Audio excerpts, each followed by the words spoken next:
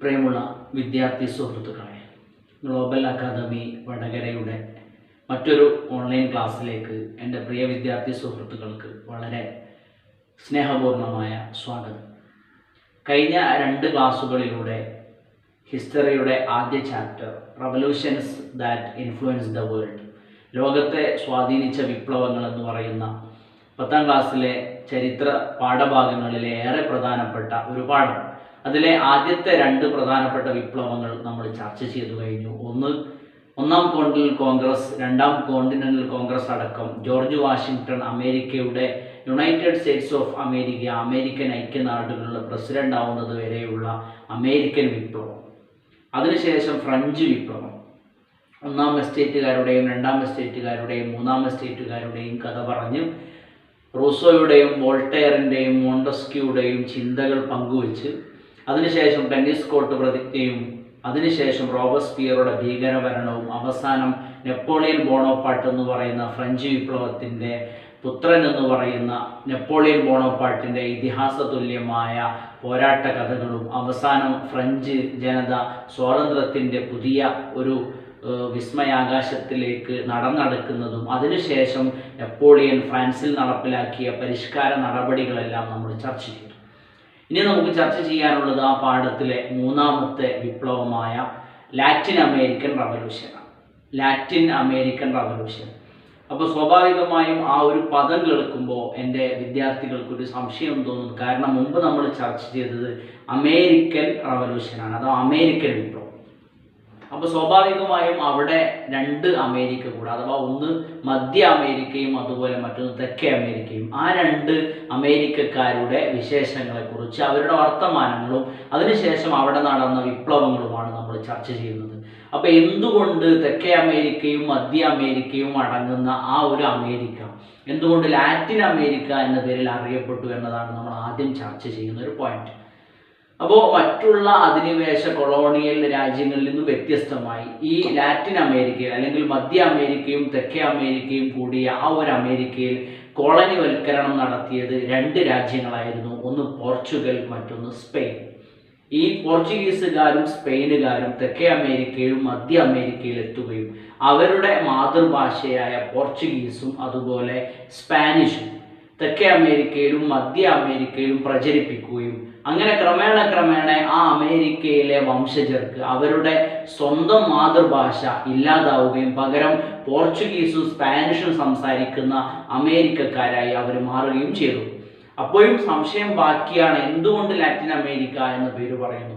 ഈ പോർച്ചുഗൽ അതുപോലെ സ്പാനിഷ്, ഈ 2 ഭാഷകൾ ലാറ്റിൻ ഭാഷകൾ എന്ന പേരിലാണ് അറിയപ്പെടുന്നത്.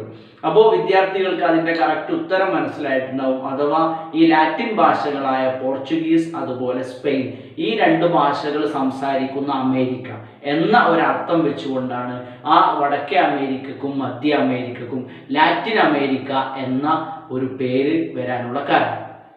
അപ്പോൾ ആ അമേരിക്കയുടെ ആദ്യകാല ചരിത്രം, എന്തുകൊണ്ടാണ് അവിടെ വിപ്ലവം നടന്നത്, വിപ്ലവം നടക്കാനുള്ള കാരണം എന്തായിരുന്നു, ആരെല്ലാമാണ് വിപ്ലവത്തിന് നേതൃത്വം നൽകിയത്, വിപ്ലവത്തെ തുടർന്ന് എന്തെല്ലാം ലാറ്റിൻ അമേരിക്കയിൽ സംഭവിച്ചു, എന്തെല്ലാം മാറ്റങ്ങളുണ്ടായി, എന്തെല്ലാം പരിവർത്തനങ്ങൾ സംഭവിച്ചു എന്നാണ് ഇനി നമ്മൾ ചർച്ച ചെയ്യാൻ ഉദ്ദേശിക്കുന്നത്.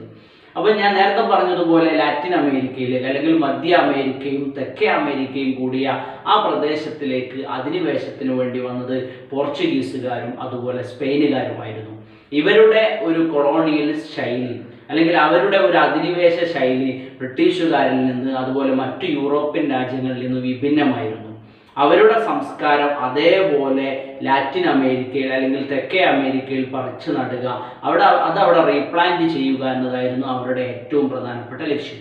അതിൻ്റെ ഭാഗമായി തന്നെ നേരത്തെ നമ്മൾ പറഞ്ഞതുപോലെ ലാറ്റിൻ അമേരിക്കയിൽ എത്തിയ, അല്ലെങ്കിൽ തെക്കേ അമേരിക്കയിലും മധ്യ അമേരിക്കയിലും എത്തിയ പോർച്ചുഗീസുകാരും സ്പെയിനുകാരും അവരുടെ മാതൃഭാഷ ഈ നാടുകളിൽ പ്രചരിപ്പിച്ചു. അങ്ങനെ ജനങ്ങൾ അവരുടെ സ്വന്തം മാതൃഭാഷ മറക്കുകയും പകരം അധിനിവേശ ശക്തികളുടെ ഭാഷയായ സ്പെയിനും പോർച്ചുഗീസും ക്രമേണ അവർ ഉപയോഗത്തിൽ കൊണ്ടുവരികയും അങ്ങനെ അത് അവരുടെ മാതൃഭാഷയായി മാറുകയും ചെയ്തു. അതിനുശേഷം ഒരു അധിനിവേശത്തിൻ്റെ പുതിയ പാഠങ്ങളാണ് അവിടെ അവർ പയറ്റിയത്. അവരുടെ വീടിൻ്റെ നിർമ്മാണം, അത് പോർച്ചുഗീസ് സ്പാനിഷ് ശൈലിയിലേക്ക് അവർ മാറ്റി. അവരുടെ ദേവാലയങ്ങളുടെ നിർമ്മാണം അത് പോർച്ചുഗീസ് സ്പാനിഷ് ശൈലിയിലേക്ക് മാറ്റി. അതോടൊപ്പം അവരുടെ കാർഷിക രീതി, കാർഷിക വിളകൾ, കാർഷിക വിത്തുകൾ ഇതെല്ലാം പോർച്ചുഗലിൽ നിന്ന്, സ്പെയിനിൽ നിന്ന് കടമെടുത്ത അതേപോലെ ഇവിടെ പറിച്ചു നടാനുള്ള ശ്രമമാണ് അവർ നടത്തിയത്. അപ്പോൾ അതുകൊണ്ട് തന്നെ അവരുടെ പരമ്പരാഗതമായ ഭക്ഷണ രീതി, വസ്ത്രധാരണ രീതി, വീട് നിർമ്മാണ രീതി, ദേവാലയ നിർമ്മാണ രീതി, സ്വന്തം മാതൃഭാഷ, സംസ്കാരങ്ങൾ, ആചാരങ്ങൾ, അനുഷ്ഠാനങ്ങൾ തുടങ്ങിയ എല്ലാ പരമ്പരാഗതമായി അവർ പൈതൃകമായി കാത്തു സൂക്ഷിച്ച, നൂറ്റാണ്ടുകളോളം അവരുടെ പിതാക്കന്മാരിൽ നിന്ന് അവർക്ക് കൈമാറി ലഭിച്ച അവരുടെ ഭാഷയും ദേശവും വർണ്ണവും ആചാരാനുഷ്ഠാന രീതികളൊക്കെ ക്രമേണ ലാറ്റിൻ അമേരിക്കൻ ജനതകൾ നഷ്ടപ്പെടുകയാണ്. എന്നാൽ അതിനെക്കുറിച്ച് കൃത്യമായ ബോധ്യമില്ലാതെ, അതിനെക്കുറിച്ച് കൃത്യമായ ബോധമില്ലാതെ ലാറ്റിൻ അമേരിക്ക ഒരു ഒഴുക്കെന്ന നിലയിൽ അതിനോടൊപ്പം അങ്ങനെ ജീവിച്ചുകൊണ്ടിരിക്കുകയായിരുന്നു. അപ്പോൾ നേരത്തെ നമ്മൾ പറഞ്ഞതുപോലെ അധിനിവേശത്തിൻ്റെ ഒരു വ്യത്യസ്തമായ ഒരു വെറൈറ്റി ലെവലുള്ള അധിനിവേശമാണ് അവിടെ നടത്തിയത്. അതുകൊണ്ട് തന്നെ ഒരു ഏകദേശം വർഷങ്ങൾ കഴിഞ്ഞ സമയത്ത് തെക്കേ അമേരിക്കയിലും മധ്യ അമേരിക്കയിലുമുള്ള ആളുകൾക്ക് അവരുടെ മാതൃഭാഷയും അവരുടെ സംസാര രീതിയും ഭക്ഷണ രീതിയും വസ്ത്രധാരണ രീതിയും ആചാരാനുഷ്ഠാന രീതികളെല്ലാം പാടെ മാറുകയാണ്. ഒരുപക്ഷെ ഇപ്പോൾ ഏതെങ്കിലും ഒരു സന്ദർശകൻ അയാൾ ആദ്യം സ്പെയിനിൽ പോയി സന്ദർശനം നടത്തി, അതിനുശേഷം പോർച്ചുഗലിലും സന്ദർശനം നടത്തി, അതിനുശേഷം ഒരുപക്ഷെ അവർ തെക്കേ അമേരിക്കയിലോ മധ്യ അമേരിക്കയോ സന്ദർശിക്കുകയാണെങ്കിൽ അവിടെ അവർ പോർച്ചുഗലിലും സ്പെയിനിലും കണ്ട അതേ വാർപ്പ് മാതൃകകളാണ് ഈ തെക്കേ അമേരിക്കയിലും അവർ കാണുന്നത്. അവിടുത്തെ അതേ വീടുകളുടെ രീതി ഇവിടെയുണ്ട്, അവിടുത്തെ അതേ ദേവാലയങ്ങൾ ഇവിടെയുണ്ട്, അവിടെയുള്ള ജനങ്ങളുടെ അതേ വസ്ത്രധാരണമാണ് ഇവിടെയുള്ള ജനങ്ങളും ആ രൂപത്തിലാണ് വസ്ത്രധാരണം നടത്തുന്നത്. ഭക്ഷണ രീതികൾ, കാർഷിക രീതികൾ എല്ലാം അതേപോലെ ഒരു പൈതൃകം കംപ്ലീറ്റായി മാറ്റിമറിക്കുക എന്നതായിരുന്നു അവരുടെ ലക്ഷ്യം. അതുകൊണ്ട് തന്നെ ഈ അമേരിക്കക്കാർക്ക് അവർക്ക് പരമ്പരാഗതമായി നൂറ്റാണ്ടുകളായി അവർ പിതാക്കന്മാരിൽ നിന്നും ഒരു പൈതൃക സ്വത്തോളം അവരുടെ അഭിമാനം എന്നോളം അവർ കാത്തു സൂക്ഷിച്ചതെല്ലാം നഷ്ടപ്പെടുകയാണ്. ഒരു പുതിയ അമേരിക്ക അവിടെ രൂപപ്പെടുകയാണ്. അങ്ങനെ ലാറ്റിൻ അമേരിക്കയിലുള്ള ഈ അധിനിവേശം അറിയാതെ ജനങ്ങൾ അതുമായി പൊരുത്തപ്പെട്ട് അതുമായി അഡ്ജസ്റ്റ് ചെയ്ത് പോകുന്നതിനിടയിൽ ഈ കാർഷിക രീതികളിലും അതുപോലെ വിളകളിലെല്ലാം മാറ്റങ്ങൾ വരുത്തിയത് കൊണ്ട് തന്നെ ആ നാട്ടിൽ അതുവരെ കാണാത്ത ഒരുപാട് രോഗങ്ങൾ കൂടെ ഈ കോളനി ജനതക്ക് ഉണ്ടാവുകയാണ്. കാരണം അതുവരെ അവർ ഉപയോഗിച്ചത്, അവർ കൃഷി ചെയ്തത്, അവർ വിളവെടുപ്പ് നടത്തിയത് അവരുടെ പരമ്പരാഗതമായിട്ടുള്ള കൃഷി രീതികളിലൂടെയായിരുന്നു. അവരുടെ പരമ്പരാഗതമായ കാർഷിക സ്വത്തായിരുന്നു അവർ ഭക്ഷണമായി ഉപയോഗിച്ചിരുന്നത്. എന്നാൽ പുതിയ അധിനിവേശ നാടുകളിൽ നിന്ന് വന്ന വിത്തുകൾ, അതിൻ്റെ ഉപയോഗങ്ങൾ, അതിലുപയോഗിക്കുന്ന വളപ്രയോഗങ്ങൾ, അതിൽ നിന്ന് ലഭിക്കുന്ന വിളകൾ അതവർ ഭക്ഷണമായി കഴിച്ചതോടെ നാളിതുവരെ അവരുടെ നാടുകളിൽ കാണാത്ത വ്യത്യസ്തമായ മാറാരോഗങ്ങളും പകർച്ചവ്യാധികളൊക്കെ ആ നാട്ടിൽ വ്യാപകമാവുകയാണ്.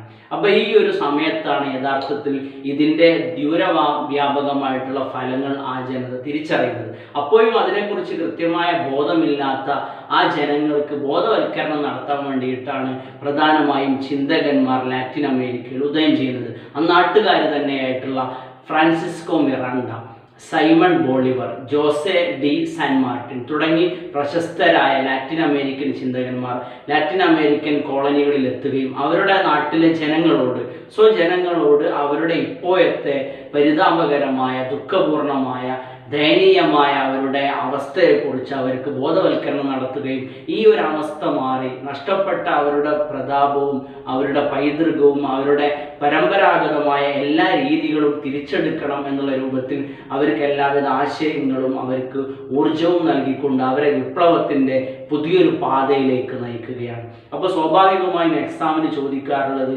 ആരെല്ലാമായിരുന്നു ലാറ്റിൻ അമേരിക്കൻ ചിന്തകന്മാർ? ഒരിക്കൽ കൂടെ അവരുടെ പേര് പറയാം.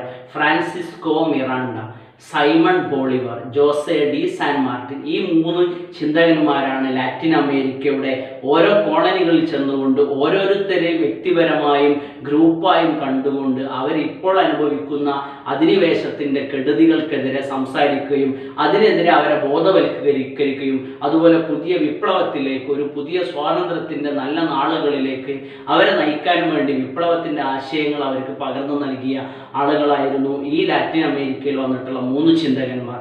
Francisco Miranda, Simon Bolivar, Jose de San Martin. ഈ 3 ചിന്തകന്മാരുടെ ശ്രമഫലമായി അവരുടെ വിപ്ലവാത്മകമായ പോരാട്ടങ്ങളുടെയൊക്കെ ഫലമായി ലാറ്റിൻ അമേരിക്കൻ കോളനികൾ ഓരോന്നായിട്ട് പിന്നീട് സ്വതന്ത്രമാവുകയാണ്. ഇപ്പോൾ ഫുട്ബോളിൻ്റെ ഇതിഹാസ താരങ്ങളുടെ ജന്മം കൊണ്ട് അനുഗ്രഹീതമായിട്ടുള്ള മണ്ണാണ് ഒരു കാലത്ത് സ്പെയിനിൻ്റെയും പോർച്ചുഗലിൻ്റെയും അധിനിവേശത്തിൻ്റെ കരങ്ങളിൽ അമർന്നിരുന്നത്. പിൽക്കാലത്ത് ബ്രസീലും അർജന്റീനയും അടക്കമുള്ള ഒരുപാട് രാജ്യങ്ങൾ പിന്നീട് സ്വതന്ത്രമാവുകയും ഈ 3 വിപ്ലവ ചിന്തകന്മാരുടെ ഫലമായി ഈ കോളനികളെല്ലാം സ്വാതന്ത്ര്യത്തിൻ്റെ പുതിയ ആകാശത്തിലേക്ക് നയിക്കപ്പെടുകയുമാണ് ഉണ്ടായത്. ഇതാണ് ലാറ്റിൻ അമേരിക്കൻ വിപ്ലവവുമായി ബന്ധപ്പെട്ട് നമുക്ക് ചർച്ച ചെയ്യാനുള്ള പ്രധാനപ്പെട്ട ഒരു ഭാഗം.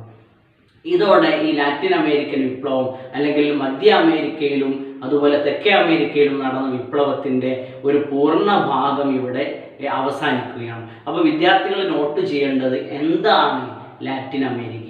മധ്യ അമേരിക്കയും തെക്കേ അമേരിക്കയും കൂടിയ പ്രദേശമാണ് ലാറ്റിൻ അമേരിക്ക എന്ന പേരിൽ അറിയപ്പെടുന്നത്. രണ്ടാമതായി, എന്തുകൊണ്ട് മധ്യ അമേരിക്കയും തെക്കേ അമേരിക്കയും ലാറ്റിൻ അമേരിക്ക എന്ന പേരിൽ അറിയപ്പെടുന്നു? അവിടെ അധിനിവേശം നടത്തിയത് സ്പെയിൻ, പോർച്ചുഗൽ എന്നീ 2 രാജ്യങ്ങളായിരുന്നു. ഈ 2 രാജ്യങ്ങളിലെ അധിനിവേശ ശക്തികൾ അവിടെ എത്തുകയും കോളനിക്കാരുടെ മാതൃഭാഷയ്ക്ക് പകരം അവരുടെ ഭാഷകളായ സ്പാനിഷും പോർച്ചുഗീസും ആ കോളനികളിൽ പ്രചരിപ്പിക്കുകയും അങ്ങനെ ക്രമേണ കോളനിക്കാർക്ക് അവരുടെ അമേരിക്കൻ ഇംഗ്ലീഷ് നഷ്ടപ്പെടുകയും പകരം അവരുടെ പോർച്ചുഗലും അതുപോലെ സ്പാനിഷും സംസാരിക്കേണ്ട അവസ്ഥയുണ്ടായി. ഈ 2 ഭാഷകൾ ലാറ്റിൻ ഭാഷകൾ എന്ന പേരിലാണ് അറിയപ്പെടുന്നത്. അപ്പോൾ ആ ലാറ്റിൻ ഭാഷകൾ സംസാരിക്കുന്ന അമേരിക്കക്കാർ എന്ന അർത്ഥത്തിലാണ് ലാറ്റിൻ അമേരിക്ക എന്ന പേരിൽ അതറിയപ്പെടുന്നത്. അതിനുശേഷം ഒരുപാട് കോളനിവൽക്കരണത്തിൻ്റെ വ്യത്യസ്തമായ വിവിധപൂർണമായിട്ടുള്ള ഇനങ്ങൾ അവിടെ പോർച്ചുഗീസുകാരും സ്പെയിനുകാരും പയറ്റുകയും അവരുടെ നാടുകളിലുള്ള ഒരുപാട് ഫാക്ടറികൾ, വ്യവസായശാലകൾ അതൊക്കെ ഇവിടെ തുടങ്ങുകയും ഇവിടെയുള്ള കോളനിക്കാരെ അടിമകളായി അവരുടെ നാട്ടിലേക്ക് കൊണ്ടുപോയി ദുരിതപൂർണമായ ജോലി സാഹചര്യങ്ങളൊക്കെ നൽകിയിട്ട് അവരെ വളരെ ക്രൂരമായ പരീക്ഷണങ്ങൾക്ക് വിധേയമാക്കുകയൊക്കെ ചെയ്തു. എന്നാൽ ഈ ഒരു ദുരിതപൂർണമായ ജീവിതത്തിൽ നിന്നും അവരെ കരകയറ്റാൻ വേണ്ടി വന്ന ചിന്തകന്മാരായിരുന്നു Simon Bolivar, Jose de San Martin, Francisco Miranda. ഇവരുടെ ഈ ചിന്തകന്മാരുടെ ശ്രമഫലമായിട്ടാണ് യഥാർത്ഥത്തിൽ അമേരിക്ക അല്ലെങ്കിൽ ലാറ്റിൻ അമേരിക്ക സ്വാതന്ത്ര്യത്തിലേക്ക് നയിക്കുകയും ഓരോ കോളനികൾ ഓരോ രാജ്യങ്ങളായി മാറുകയും ഇന്ന് നമ്മൾ ലാറ്റിൻ അമേരിക്കൻ രാജ്യങ്ങൾ എന്ന് കാണുന്ന രൂപത്തിൽ ഓരോന്നും പിൽക്കാലത്ത് സ്വതന്ത്രമാവുകയും ചെയ്തു. ഇതോടെ ലാറ്റിൻ അമേരിക്കൻ വിപ്ലവം എന്ന് പറയുന്ന ഈ ഒരു ഭാഗം ഇവിടെ പൂർണ്ണമാവുകയാണ്. Revolutions that influence the world, ലോകത്തെ സ്വാധീനിച്ച വിപ്ലവങ്ങൾ എന്ന ലോകത്ത് ഒരുപാട് വിപ്ലവാത്മകമായ പരിവർത്തനങ്ങൾ സാധ്യമാക്കിയ വിപ്ലവങ്ങളെക്കുറിച്ചുള്ള നമ്മളുടെ ചർച്ച തുടരുകയാണ്. ആദ്യമായി അമേരിക്കൻ വിപ്ലവം പറഞ്ഞു, അതിനുശേഷം ഫ്രഞ്ച് വിപ്ലവം പറഞ്ഞു, അതിനുശേഷം ലാറ്റിൻ അമേരിക്കൻ വിപ്ലവം പറഞ്ഞു. ഇനി നമുക്ക് പറയാനുള്ളത് ചൈനീസ് വിപ്ലവമാണ്. ചൈനയിൽ ഭരണം നടത്തിയ അല്ലെങ്കിൽ ഇപ്പോൾ നമ്മൾ കാണുന്ന ചൈനയുടെ മുമ്പത്തെ ഹിസ്റ്ററി എങ്ങനെയായിരുന്നു, ഏതെല്ലാം രൂപത്തിലായിരുന്നു അവരുടെ ആ നാട്ടിലെ ജനങ്ങളുടെ അവസ്ഥകൾ, എങ്ങനെയാണ് അവിടെ ഒരു വിപ്ലവം സാധ്യമായത്, വിപ്ലവത്തിലേക്ക് നയിച്ച അവരുടെ പശ്ചാത്തല കാരണങ്ങൾ എന്തെല്ലാമായിരുന്നു, ആരെല്ലാമാണ് വിപ്ലവത്തിൻ്റെ നേതാക്കന്മാർ, വിപ്ലവത്തിന് ശേഷം ചൈനയിൽ എന്തെല്ലാം സംഭവിച്ചു തുടങ്ങിയ കാര്യങ്ങളാണ് ഇനി നമ്മൾ ചർച്ച ചെയ്യാൻ ഉദ്ദേശിക്കുന്നത്. അപ്പോൾ ആ വിപ്ലവത്തിൻ്റെ ഭാഗങ്ങളിലേക്ക് എത്തുന്നതിന് മുമ്പ് 2 പദങ്ങൾ നമുക്ക് പരിചയപ്പെടാം. ഒന്ന് കറുപ്പ് വ്യവസായം, മറ്റൊന്ന് തുറന്ന വാതിൽ നയം.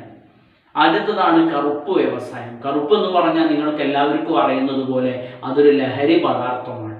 എന്താണ് കറുപ്പ് വ്യവസായം? അപ്പോൾ എക്സാമിനെല്ലാം ഭൂരിഭാഗം എക്സാമുകളിലും ചോദിക്കാറുള്ള ഒരു ചോദ്യമാണ് എന്താണ് കറുപ്പ് വ്യവസായം, അതുപോലെ എന്താണ് തുറന്ന വാതിൽ നയം. ഈ 2 ചോദ്യങ്ങൾ സാധാരണ എക്സാമിനൊക്കെ ചോദിക്കാറുള്ളത് കൊണ്ട് തന്നെ ആ 2 പദങ്ങൾ പരിചയപ്പെട്ടതിന് ശേഷം നമുക്ക് ചൈനീസ് വിപ്ലവത്തിലേക്ക് കടക്കാം. അപ്പോൾ ആദ്യമായി കറുപ്പ് വ്യവസായം, ഒനിയൻ ട്രേഡ് എന്ന് പറയും. എന്താണ് കറുപ്പ് വ്യവസായം കൊണ്ട് ഉദ്ദേശിക്കുന്നത്? അപ്പോൾ ഈ ചൈനക്കാരുടെ ഒരു കച്ചവട രീതി, അവരുടെ പ്രൊഡക്റ്റുകളെല്ലാം വിദേശ രാജ്യങ്ങൾ മറ്റു രാജ്യങ്ങളെല്ലാം കച്ചവടം ചെയ്ത് അവർ മാർക്കറ്റിൽ വാങ്ങുകയും എന്നാൽ മറ്റുള്ള രാജ്യങ്ങളുടെ ഒരു പ്രൊഡക്റ്റും തന്നെ ചൈനക്കാർ പർച്ചേസ് ചെയ്യാത്തൊരവസ്ഥയുണ്ടായിരുന്നു. അഥവാ ഒരു 1 സൈഡ് മാർക്കറ്റിംഗ് ആണ് അവർ ഉദ്ദേശിച്ചിരുന്നത്.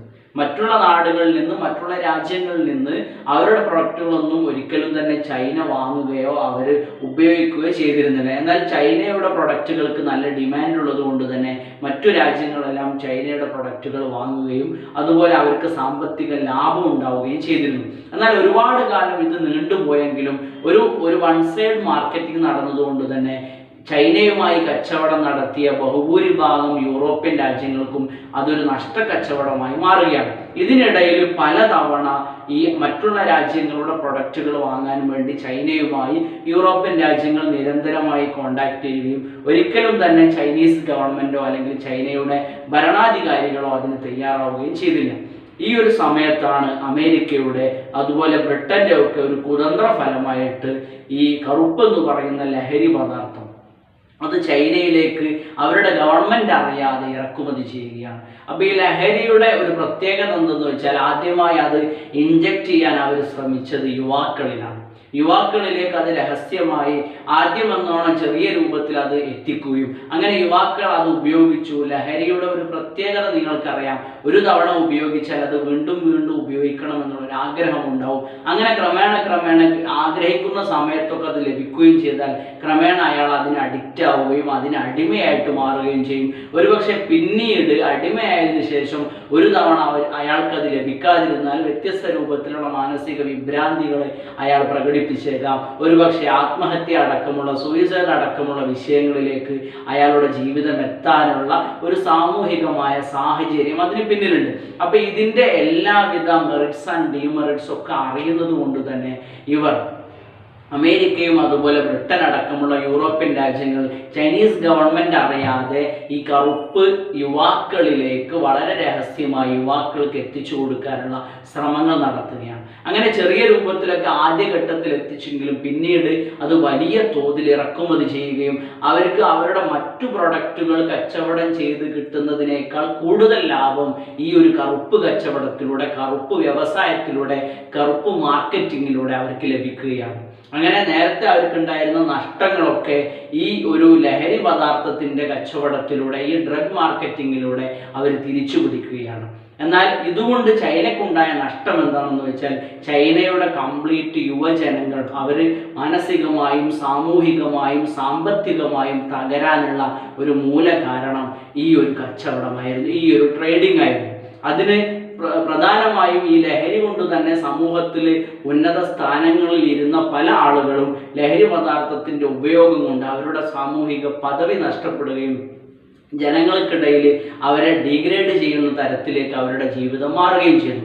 അതുപോലെ സാമ്പത്തികമായി അവർക്ക് ഒരുപാട് നഷ്ടമുണ്ടായി. മുമ്പുണ്ടായിരുന്ന സാമ്പത്തികമായ അവരുടെ ഏണിങ്ങുകളെല്ലാം നഷ്ടപ്പെടുകയും ഈ ലഹരിക്ക് വേണ്ടി അവരുടെ സർവ്വ സ്വത്തുക്കളും അവർ മാറ്റിവെക്കുന്ന ഒരു തരത്തിലേക്ക് അവരുടെ ജീവിതം മാറുകയും ചെയ്യുകയാണ്. ഈ ഒരു അവസ്ഥയിലാണ് ഈ ഒരു തന്ത്രത്തെയാണ് യഥാർത്ഥത്തിൽ ഈ ഒരു മാർക്കറ്റിംഗ് അല്ലെങ്കിൽ ഡ്രഗ് മാർക്കറ്റിംഗ് അല്ലെങ്കിൽ കറുപ്പ് വ്യവസായം എന്ന പേരിൽ അറിയപ്പെടുന്നത്.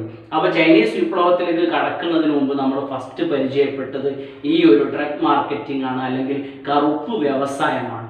അതിനുശേഷം നമ്മൾ രണ്ടാമത് ചർച്ച ചെയ്യുന്നതാണ് തുറന്ന വാതിൽ നയം, ഓപ്പൺ ഡോർ പോളിസി എന്ന് പറയും. എന്താണ് തുറന്ന വാതിൽ നയം എന്ന് പറഞ്ഞാൽ അമേരിക്കയുടെ സ്റ്റേറ്റ് സെക്രട്ടറി ആയിരുന്ന ജോൺ ഹേ എന്ന് പറയുന്ന അമേരിക്കൻ സ്റ്റേറ്റ് സെക്രട്ടറി പ്രഖ്യാപിച്ച ഒരു നയമാണ് ഈ ഓപ്പൺ ഡോർ പോളിസി അല്ലെങ്കിൽ തുറന്ന വാതിൽ നയം. എന്താണ് തുറന്ന വാതിൽ നയം? അമേരിക്കയെ പോലെ തന്നെ മറ്റു രാജ്യങ്ങൾക്കുള്ളതുപോലെ തന്നെ അമേരിക്കക്കും ചൈനയുടെ കച്ചവടത്തിൽ തുല്യമായ അവകാശങ്ങളും തുല്യമായ നിയന്ത്രണങ്ങളും തുല്യമായ നിയമങ്ങളും ഉണ്ടാവും എന്ന തരത്തിൽ അമേരിക്കയുടെ ഒരു ആധിപത്യ സ്വഭാവം എന്നോണം ചൈനയുടെ കച്ചവടത്തിൽ അമേരിക്കയുടെ ആധിപത്യം ഉറപ്പിക്കുക എന്ന ലക്ഷ്യത്തോടു കൂടി മറ്റുള്ള രാജ്യങ്ങൾക്കുള്ളതുപോലെ തന്നെ ചൈനയുടെ കച്ചവടത്തിൽ അമേരിക്കക്കും തത്തുല്യമായ അവകാശവും സ്വാതന്ത്ര്യവും ഉണ്ട് എന്ന തരത്തിൽ അമേരിക്കയുടെ സ്റ്റേറ്റ് സെക്രട്ടറി ജോൺ ഹേ പ്രഖ്യാപിച്ച ഒരു നയമായിരുന്നു തുറന്ന വാതിൽ നയം. ചൈനീസ് വിപ്ലവത്തിലേക്ക് കടക്കുന്നതിന് മുമ്പ് നമ്മൾ പരിചയപ്പെട്ടത് ഈ രണ്ട് വാക്കുകളാണ്, ഈ രണ്ട് പദാവലികളാണ്. അതിനുശേഷം നമ്മൾ എന്താണ് ചൈനീസ് ജനതയുടെ അവസ്ഥ? അവിടെ ഭരണം നടത്തിയിരുന്നത് മഞ്ചു രാജവംശമായിരുന്നു. ഏകാധിപത്യ സ്വഭാവം കാണിച്ചിരുന്ന മഞ്ജു രാജവംശമായിരുന്നു ചൈനയിൽ അതുവരെ ഭരണം നടത്തിയിരുന്നത്. മാത്രമല്ല വിദേശ രാജ്യങ്ങളോടുള്ള അവരുടെ പോളിസിയിൽ ഒരുപാട് വ്യത്യാസം ഉണ്ടായിരുന്നു. അങ്ങനെ ഈ മഞ്ജു രാജവംശത്തിനെതിരെയും അതുപോലെ അവിടെ ഭൂപ്രഭുക്കന്മാരുടെ ഭരണത്തിനെതിരെയും വിദേശ രാജ്യങ്ങൾ ചൈനയിൽ വന്ന് ഇടപെടുന്നതിനെതിരെയുമാണ് യഥാർത്ഥത്തിൽ ചൈനീസ് വിപ്ലവം അരങ്ങേറിയത്. അപ്പോൾ അതിനു മുമ്പുള്ള 2 പോളിസികൾ നമ്മൾ പറഞ്ഞു, തുറന്ന വാതിൽ നയം അതുപോലെ കറുപ്പ് വ്യവസായം. ഇത്തരം ഒരു പശ്ചാത്തലത്തിലാണ് യഥാർത്ഥത്തിൽ ചൈനയിലെ വിപ്ലവം ആരംഭിക്കുന്നത്. അപ്പോൾ അതിൻ്റെ തുടക്കം എന്നാണ് നമ്മൾ പരിചയപ്പെട്ടത് മഞ്ജു രാജവംശം ഏകാധിപത്യ സ്വഭാവം കാണിച്ചിരുന്ന ഒരു രാജവംശമായിരുന്നു. മാത്രമല്ല അവിടെയുള്ള കർഷകർക്കോ അതുപോലെ കൈത്തൊഴിലുകാർക്കോ സാധാരണ ജനങ്ങൾക്കൊക്കെ ഒരു തരത്തിലും ഭരണത്തിൽ യാതൊരു പങ്കും ഉണ്ടായിരുന്നില്ല. ഈ ഒരു സാഹചര്യത്തിലാണ് 1911 ഡോക്ടർ സന്യാട്സൻ എന്ന് പറയുന്ന ഒരു സാമൂഹിക പരിഷ്കർത്താവ്, സാമൂഹിക ചിന്തകൻ, വിപ്ലവ നേതാവ് ചൈനയിൽ ഉദയം ചെയ്യുന്നത്. അദ്ദേഹം 3 ആശയങ്ങൾ ഉയർത്തിപ്പിടിച്ചുകൊണ്ടാണ് ജനങ്ങളെ സമീപിച്ചത്. ജനാധിപത്യം, ദേശീയത, സോഷ്യലിസം. ജനാധിപത്യം, ഡെമോക്രസി, നാഷണാലിറ്റി ആൻഡ് സോഷ്യലിസം. ഈ 3 വാക്കുകൾ പ്രയോഗിച്ചുകൊണ്ട്, ഈ 3 പദങ്ങൾ പ്രയോഗിച്ചു. അതിൻ്റെ ആശയങ്ങളും അതിൻ്റെ അർത്ഥങ്ങളെല്ലാം ജനങ്ങൾക്ക് കൃത്യമായ രൂപത്തിൽ ബോധവൽക്കരണം നടത്തുകയും അവരിപ്പോൾ അനുഭവിച്ചു കൊണ്ടിരിക്കുന്ന ജനാധിപത്യ വിരുദ്ധത, ദേശീയതയുടെ തീവ്രദേശീയത, അതുപോലെ സോഷ്യലിസത്തിനെതിരെയുള്ള അവരുടെ ഇപ്പോഴത്തെ സാമൂഹികമായ കാഴ്ചപ്പാടുകളിൽ നിന്ന് അവരെ ഉയർത്തിക്കൊണ്ടുവരികയും അദ്ദേഹത്തിൻ്റെ വളരെ നല്ല രൂപത്തിലുള്ള ഇടപെടൽ കൊണ്ട് തന്നെ ചുരുങ്ങിയ കാലം കൊണ്ട് അദ്ദേഹത്തിന് ഒരുപാട് അനുയായികളെ ഉണ്ടാക്കുകയും ഒരുപാട് അദ്ദേഹത്തെ പിന്തുണക്കുന്ന ഒരു വലിയ ആബാലവൃന്ദം ജനങ്ങൾ അദ്ദേഹത്തിൻ്റെ കൂടെ ഉണ്ടാവുകയാണ്. അങ്ങനെ അദ്ദേഹം കുമിന്താങ് പാർട്ടി എന്ന് പറയുന്ന ഒരു പാർട്ടി രൂപീകരിക്കുകയാണ്. അങ്ങനെ പിൽക്കാലത്ത് മഞ്ജു രാജവംശം എന്ന് പറയുന്ന ഏകാധിപത്യ സ്വഭാവമുള്ള ഈ രാജവംശത്തെ അട്ടിമറിച്ചുകൊണ്ട് കുമിന്താങ് പാർട്ടിയുടെ അധ്യക്ഷനായിട്ടുള്ള ഡോക്ടർ സന്യാട്സൻ ചൈനയുടെ അധികാരത്തിലെത്തുകയാണ്. ഇതാണ് ചൈനീസ് വിപ്ലവത്തിൻ്റെ ഒരു ടേണിംഗ് പോയിന്റ് ആയിട്ട് മാറുന്നത്. അതുവരെ ഉണ്ടായിരുന്ന ഏകാധിപത്യ സ്വഭാവമുള്ള മഞ്ജു രാജവംശത്തിൻ്റെ അതുപോലെ വിദേശ രാജ്യങ്ങളെ വളരെ സ്വൈര്യമായി സ്വസ്ഥമായി അമേരിക്കയിലേക്ക് കടന്നു വരാനുള്ള ഒരു സാവകാശം നൽകുന്ന അവരുടെ മഞ്ജു രാജവംശത്തിൻ്റെ നയങ്ങൾക്കെതിരെ പ്രവർത്തിച്ചുകൊണ്ട് ജനാധിപത്യം, ദേശീയത, സോഷ്യലിസം എന്നീ മഹിതമായ 3 ആശയങ്ങൾ ഉയർത്തിപ്പിടിച്ചുകൊണ്ട് 1911 ഡോക്ടർ സന്യാട്സൻ ചൈനയിൽ ഉദയം ചെയ്യുകയും അങ്ങനെ ഒരുപാട് ജനങ്ങളെയൊക്കെ രൂപീകരിച്ചു, അനുയായികളെ ഉണ്ടാക്കി ഒരു പാർട്ടി രൂപീകരിച്ചു. ആ പാർട്ടിയുടെ പേരാണ് കുമിന്താങ് പാർട്ടി.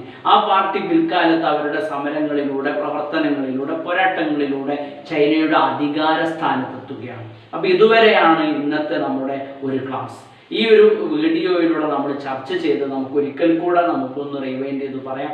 ആദ്യമായി ഫ്രഞ്ച് വിപ്ലവത്തിൻ്റെ അവസാന ഭാഗത്തിൽ നിന്നാണ് നമ്മൾ തുടങ്ങിയത്. അതിനുശേഷം ലാറ്റിൻ അമേരിക്കൻ വിപ്ലവം പറഞ്ഞു, എങ്ങനെയാണ് അവിടെ വിപ്ലവം സാധ്യമായത്, ആരൊക്കെയാണ് വിപ്ലവത്തിന് നേതൃത്വം നൽകിയത്, ആരെല്ലാമായിരുന്നു അവിടെ അധിനിവേശം നടത്തിയത് അടക്കമുള്ള കാര്യങ്ങൾ പറഞ്ഞു. അതിനുശേഷം നമ്മൾ ചൈനീസ് വിപ്ലവത്തിലേക്ക് കടന്നു. ചൈനീസ് വിപ്ലവത്തിൻ്റെ പശ്ചാത്തലം എന്നോണം 2 പ്രധാനപ്പെട്ട ആശയങ്ങൾ പങ്കുവച്ചു. അതിനുശേഷം ഡോക്ടർ സന്യാട്സൻ അധികാരത്തിൽ എത്തുന്നത് വരെയാണ് ഈ ഒരു വീഡിയോ ക്ലാസ്സിലൂടെ നമ്മൾ ചർച്ച ചെയ്തത്. ബാക്കിയുള്ള ഭാഗങ്ങൾ അടുത്ത ക്ലാസ്സിലൂടെ നമുക്ക് ചർച്ച ചെയ്യാം. എല്ലാവർക്കും നന്ദി, നമസ്കാരം.